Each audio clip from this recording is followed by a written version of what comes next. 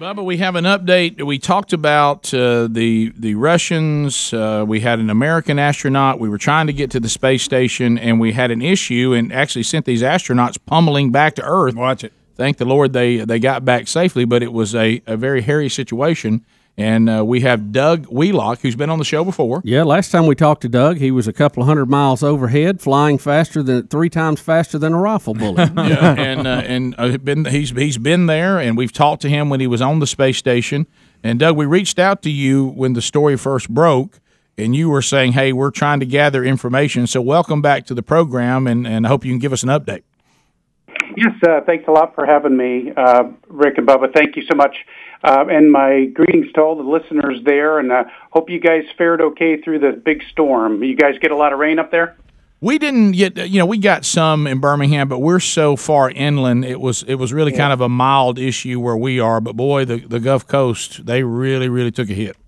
Absolutely, and many thoughts and prayers to the listeners out there in those areas that in the path of this thing. It was quite a monster, and it came. Seems like it came out of nowhere. So. Yeah, and I did get an email today for people that were 60 miles inland that they say it's devastation where they are as well. So that gives you kind of an idea of how big a punch it packed. I don't even think we know fully yet because they're still going door to door looking for folks. But, Doug, what about the rocket failure? I mean, we've been using the Russians for several years to ferry us to the space station, and that kind of a scary moment earlier this week.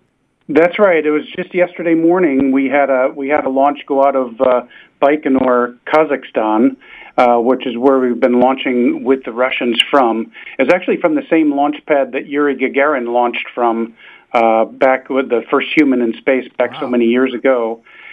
We used the very same launch pad. And about this launch was 3:40 a.m. Houston time, so we were in mission control. Oh, wow. Of course, controlling the flight and talking to the crew and everything. And about 2 minutes into the flight, it's the staging between what we call first stage and second stage. There was a malfunction in the rocket, and the crew essentially. It's liken it to an ejection.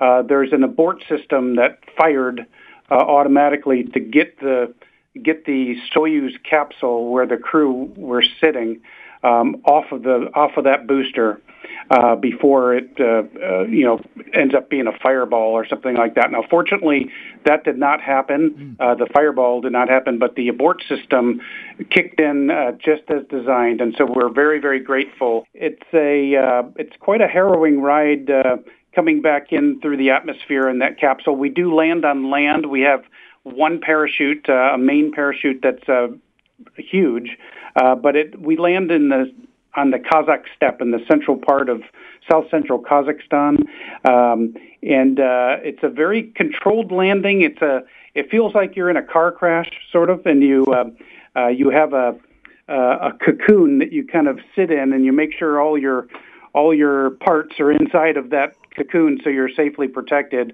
on impact. And so it's kind of a rough landing. I used to kid that it was kind of like going over Niagara Falls in a barrel, only the barrel's on fire. Wow. Doug, thank you so much.